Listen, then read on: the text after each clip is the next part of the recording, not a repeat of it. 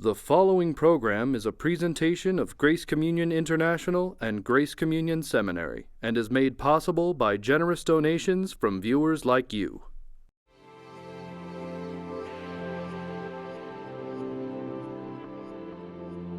On this episode, A Viewer Included, theologian Dr. Cherith Nordling explains how Jesus' humanity shows us what it means to be truly human.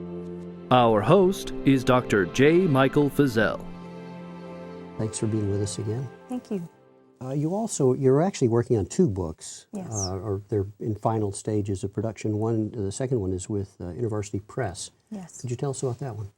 Yes, it's less than final as far as InterVarsity is concerned, but I would love to tell you about that.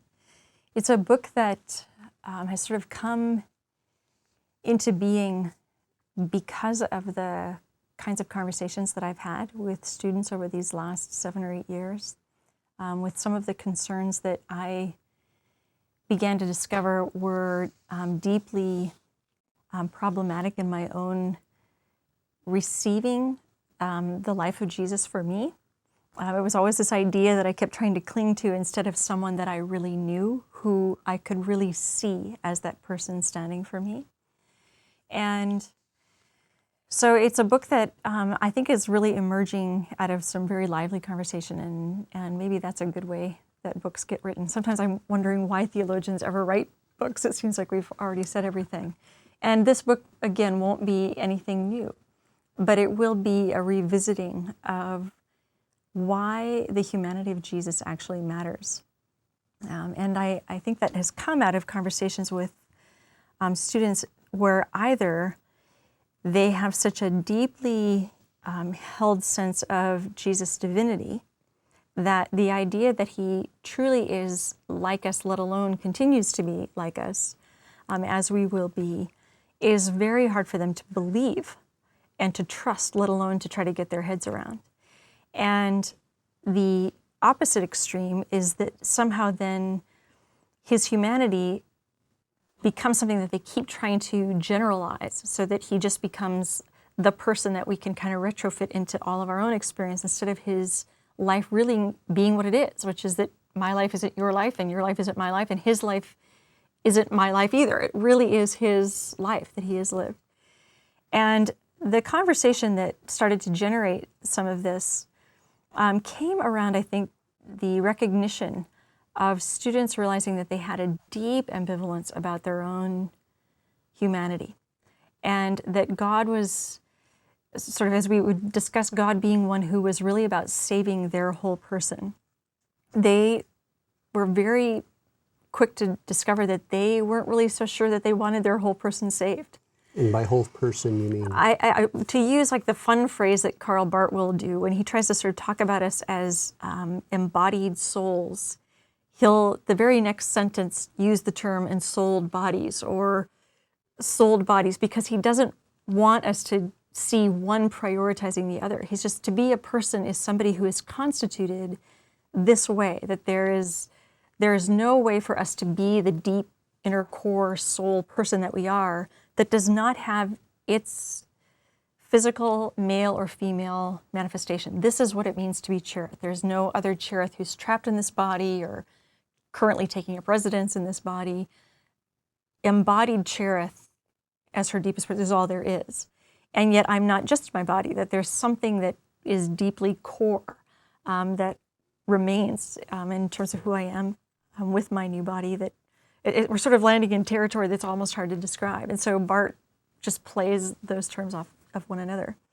And what I discovered is that much like myself when I was younger, and then through the course of having to deal with illness in my life and other ways of just not really taking my own body seriously, the limitations that it had, the struggles that I have, the taking my femininity and my femaleness seriously in relation to men and women, realizing that I had spent a lot of my life growing up in the church sort of neutering myself because I grew up in a household of all boys and had a mother who grew up in a household of all boys. And So it was just kind of try to be one of the boys. And I was in worlds in my many years in the law firm or in the church or the academy that are mostly male-dominated worlds. And so to not use my femaleness in a inappropriate way, I just always pretended I didn't have any.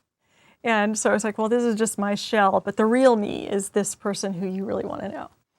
And to realize that that was very unfaithful to the gospel, let alone very unfaithful to real human relationships, and forced me to not take responsibility for myself and what my sons were learning about how to honor women and men well and how to help them talk through some of those kinds of things. And so as I had relationships with students also who were just going, I'm not sure that I can get past the shame of my embodied life, or I'm 20 and I'm a very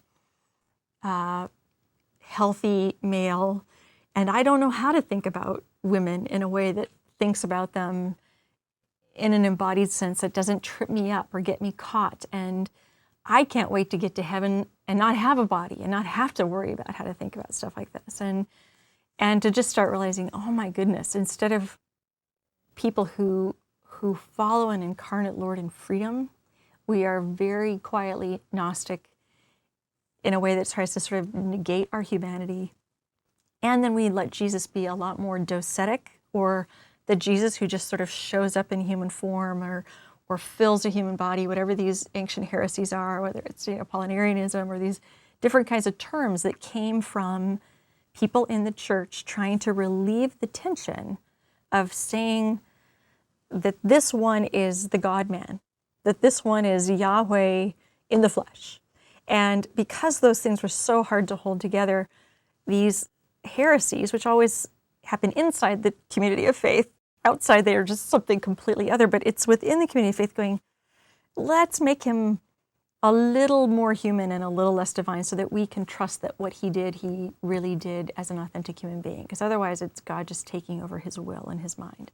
Or on this side going, yeah, but we know that the material world actually isn't very good, and God would never taint himself to really, really be like me. So I think he just used that sort of human form and poured himself into it and then just got rid of it as soon as he could. And most of us don't get walked through those kinds of heresies that were really lively debates in the life of the church in the early first centuries. They were always trying to figure out, we're trying to say this thing. Have we said it faithfully enough without locking it down? Because we can't lock this thing down and really get our heads around it, but we know that we must say that he is God and that he is truly man.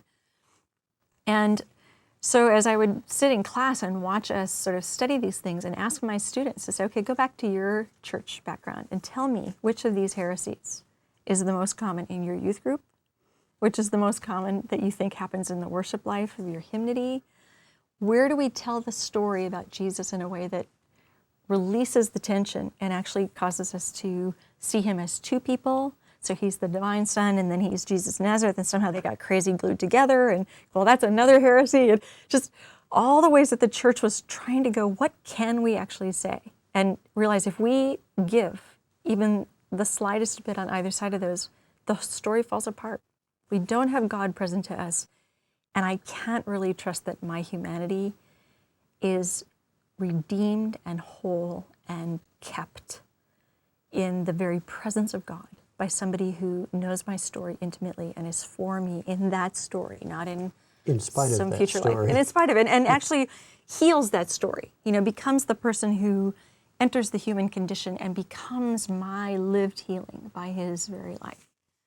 So lots of really on the ground questions you deal with, young adults, and they are trying to sort it out. So it's like, how do you not fantasize sexually about somebody as somebody who's really trying to follow Jesus and who would take a lead from Jesus on this and to trust him about what does it mean to let this man or woman, whether you're a man or woman who's doing this, let them become a person again. How would you do that? Instead of let them be an object, which is what your culture is constantly asking you to do, is to objectify them and to depersonalize them for your gratification or for them to sell you something or whatever else is going on. How do you become one who really, as an image bearer of God, restores their personhood without pretending that you're not a man who is aroused by them, or a woman who's aroused by that man. And so how do you become obedient in your humanity, which is very different than pretending you don't have any? And so we would really engage in some of these very deep questions. And in the process of doing that, I asked them to begin to hand in things, assignments that became reflections that were not prose. They weren't written papers. They had to be things that showed me in some other form. I didn't give any restrictions around what it had to be. Both their own body map and a God map, just sort of, not that you can completely categorize either yourself or God, but how, through a tiny little lens, how do you see yourself right now? What is your sense of your embodied person, and how do you see God? And realizing how deeply far apart these were, because the incarnation wasn't the way that they saw God first. God was the big, faraway God, or the wrathful God, or the confusing God, or the God that you hoped liked you most of the time. And so I remember one student handing in her God map, and she gave me a bottle of oil and balsamic vinegar. And the instructions were to just shake it up as hard as I could. And she said, for that one instant that it looks like these things are held together, she said, the oil for me represents the goodness of God, and the vinegar represents to me the wrath of God. And I can't figure out how to hold those things together and trust that he really loves me because I have this deep sense of his wrath. And she says, I can hold it for just about as long as those things look like they're mixed.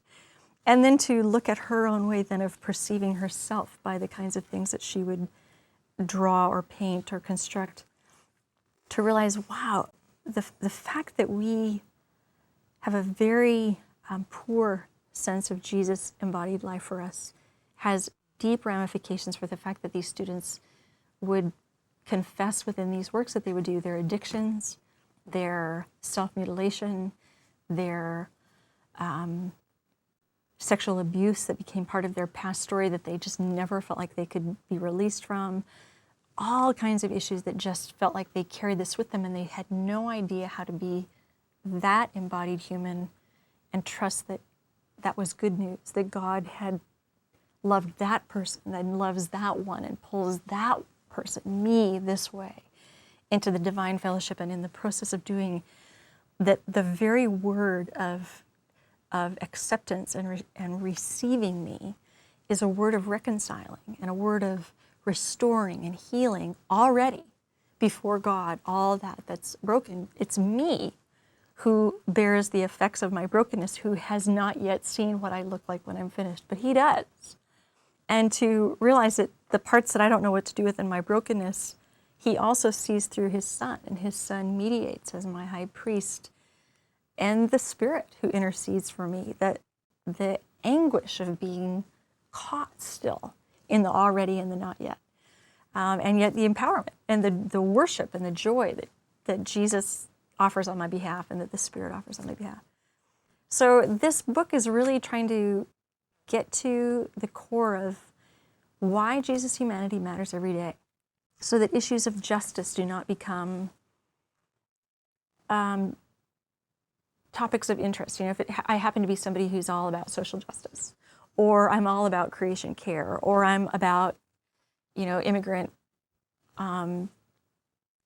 issues, or I'm about this, or I'm about that, and to say, actually, if you are a human image bearer who is already being called to enact the future that's coming, where God's justice and reign and the flourishing of creation is finally just the way it is, where you finally get your life back, and so does everything else, according to Romans 8, that you are already the person that creation is like holding on by its fingertips, waiting for the glory of the children of God to be revealed. Because once we get our lives back, so does everything else.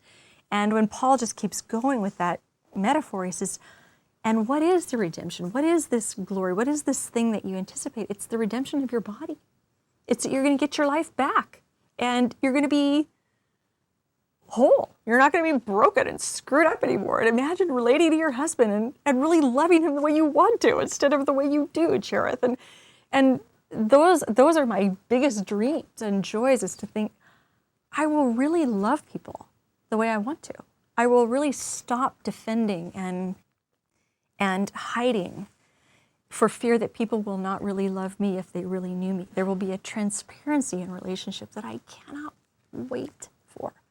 And yet at the same time, I think we have been called as a people to begin to practice resurrection. As Wendell Berry would say, we are people who are called to begin to enact for the sake of the world the story that we're in, so that they see both what's already going on and where this finally ends up as a sort of new beginning in this final restoration of all things. So in a sense, it has a very practical aspect.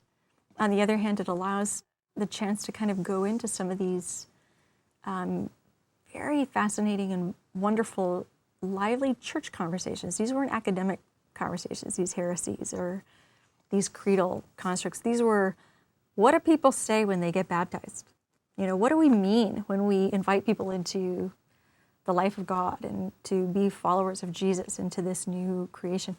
What are we actually saying? And that, you know, one side of the pond would find themselves saying one thing and somebody else over here saying another, and say, when we say these things, how are we trying to articulate in short form, in a little confession or a creed, that somebody will say, I believe this whole big narrative story, and here are the bullet points.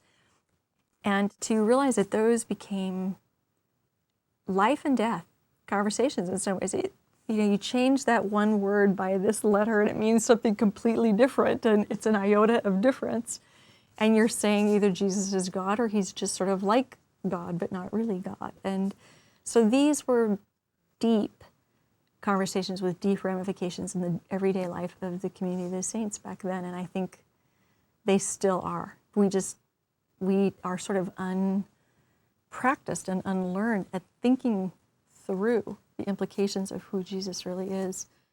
And I speak for myself and my own church traditions. It's very easy to keep going back to the familiar and just saying what we know without going into the part that's harder to say, because we aren't really able to nail down that. We just know what we need to profess, what we're called to bear witness to, what we're called to say in worship, and say, at this stage, I fall into doxology and worship and praise because I can't explain it as a creature child. I just have to celebrate it because it defines everything about my life. So I look forward to seeing how this book finally comes into its final stages, but it's also then a book about what does it mean to really walk by the power of the Holy Spirit? What does it mean to walk as people who are not just to model, which is actually never the word, to somehow look at Jesus as some figure that I'm always supposed to look at and try to copy, which is impossible in my own strength and impossible to understand. But to say, no, what would it mean to actually really be joined to what he's doing, which is always about justice, always about the restoration of creation, always about the care for the poor and the alien and the stranger, always for the other, always on the side of all these things, because all of these things are already under his reign and his rule. And if they're already all mattering to him, and he would like to actually have something to say and do about them, where would he look but to his human image bearers, where he would say, this is what I'd like to do about this today. Cherith, would you like to participate with me? Would you like to play? You know, Mike, this is what I'd like to do. And sometimes it will look astounding because healing will break in. New creation will already break through I think Tom Wright talks about it sort of like a breaking through the concrete of the old creation comes this sort of grass of new life. It will look like that sometimes. And other times it's that constant sense in Paul and Peter and John where it's the call to be filled with the Spirit in order to actually walk this incredibly challenging witness, to walk in these places where God really wants to go, which is in the place of suffering, to walk into the places that he has claimed as his own, which is to stand with people in their pain and to make their need my need, and to endure the suffering that's part of my own life instead of rail against God or run away from it. To say, he promised that I would participate in the fellowship of his glory, but glory for him, according to John 12, starts when he turns his face to Jerusalem and begins that final week of his life. It says, and then Jesus was glorified. I thought, well, then glory and participation in the fellowship of his suffering, participation in the fellowship of his suffering, these things are not one or the other. And it's not, well, I want some glory, so I guess I'm going to have a little suffering because Jesus suffered. I think Jesus has been trying to turn this around for me and say, Cherith, I suffered because you do. I've entered into your situation. I knew what was coming for you. I know the human condition. I knew you would have this. And the only way for your story to turn out with a different ending than having that suffering be the final word is to enter into your suffering and take it and heal it and redeem it, so that when you are in the midst of it, you see it as a participation in the fellowship of mine, and you know the outcome. And you know that I can empower you to endure that, just as the Father by the Spirit empowered me all the way to and through the cross. So it's become a very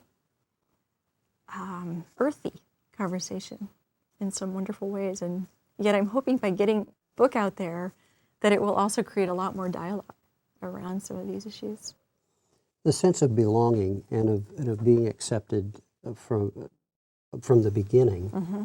and knowing that comes before your life in the Spirit and before measuring up to Mm-hmm. anything, as though we could measure up to anything, it seems to give a sense of freedom to be able to enter into the suffering, knowing that it isn't a matter of a pass-fail. Right. It's a matter of you're already belonging, you're already accepted, and you're entering into a life that is real and will work out right because it's already been claimed and healed and redeemed. Makes all the difference. There's so many people fear that, as you said, there's a fear of, I don't know if I can measure up. I don't know. I don't want to embark on a journey I know I can't finish, or Right. don't believe I can finish. Or just see failure at the end of every day. Right. And I think that's part of the challenge, maybe that just gets addressed in Romans 7-8, is to say, actually, Romans 7 is never Paul's description of the Christian life, ever. He's like, let's talk about 3 laws, if we're going to use the term law because we get that term, because we all used to be under that law. How about just like naming sin and death a law? Because it always turns out that way. This is just the way it goes. So we have this law of Torah keeping, we have this law of sin and death that absolutely cannot be true.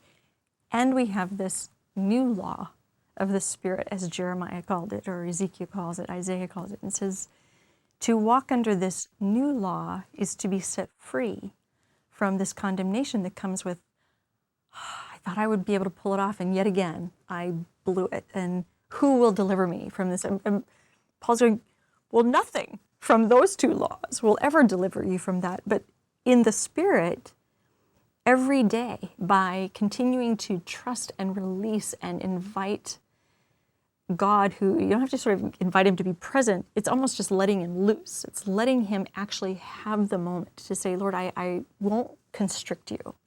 I will actually listen to you when you talk to me and stop. And when I've prayed earlier today, lead me not into temptation, but deliver me from evil. When you actually try to do that for me, I'm going to listen to you and not just go into my default setting, or not just go the easiest place of my kind of bentness. And to watch over time God begin to take that bentness and sort of straighten it into conformity with his Son, which is an obedient submission, which is what are we doing today, and how do I be part of that, and realize I'll have things all through every day that need forgiving, but the Lord already knows that before we got started and before I woke up, and he isn't inviting me or not inviting me in based on how well I'm going to do today. I'm just in. He says, as my dad used to say, and still does, he says, God has never been about the business of fitting individuals for heaven. He has been about the business of making a people for his name and presence. And he has done that. He's done it through his Son, and nobody can alter that outcome. Nobody can alter that current reality. So either we can participate in it more and more and sort of get on board with what the possibilities are by our life in the Spirit for the other, and realize it's not sort of a triumphalism of, ooh, I get more and more power, to sort of see things look easier or amazing. Sometimes what looks amazing and gets easier is actually to just keep loving the person who makes you crazy, to love the person who is the most painful person in your life, to love yourself when you're that person who is the most unlovable person, and to watch the power of God begin to enter in as a choice of love over and over and over becomes the radical participation in the life of the Holy Spirit that will sometimes look like healing and sometimes look like endurance, will look like suffering long, which is such the character of God for those that he loves, no matter what they do, whether they even recognize that. And I think that's the beauty of the gospel that comes in triune form, is that when Jesus shows up and says, I'd like to introduce you to the Father, and I'd like to give you the life that we have together by the Spirit, the minute that offering is laid out there, there is nothing anyone has done or could possibly do to have earned that invitation. And when he is able to offer that through his own life, there is also nothing anyone can do to run out the warranty on that offering. You know, there's nothing where that eternal life insurance policy gets canceled. There's just nothing that can stop that from being the way it is, because it's grounded in God, not me. And at the same time, my humanity is absolutely, completely grounded in that, because Jesus holds my humanity in his own.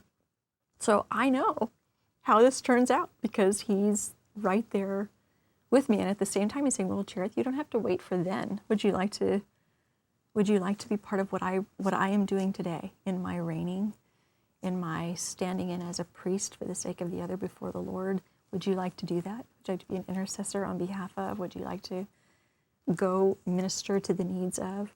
Would you like to stand for justice? Because I am the ruler over all things. And that means you have to stop and take the time to say, that is not okay. Instead of just, we'll go, well, that's sort of inconvenient for me. Or as an American, I feel entitled to it, or whatever it is. So I am prophet, Cherith, which means that if you want to participate in that, then you need to tell the truth. And you have to be the first person who hears the truth as you tell it, which means that your life has to be conformed to the things that I'm telling you. And so you can be a proclaimer of the gospel, because that's what I'm doing, is giving out the good news. You can be an enactor of justice, because that's what I'm doing, is restoring all things for life and for good. And I am being your high priest. And if you would like to be among the priesthood of believers, which you are, and actually offer worship through these different ways that I would invite you into this day that looks different than anybody else, and in some ways looks absolutely the same as everybody else every day, then you actually get to be doing what I'm doing until we're finished and you're launched in your sort of whole new way of being human with me. You've been watching You're Included, a production of Grace Communion International.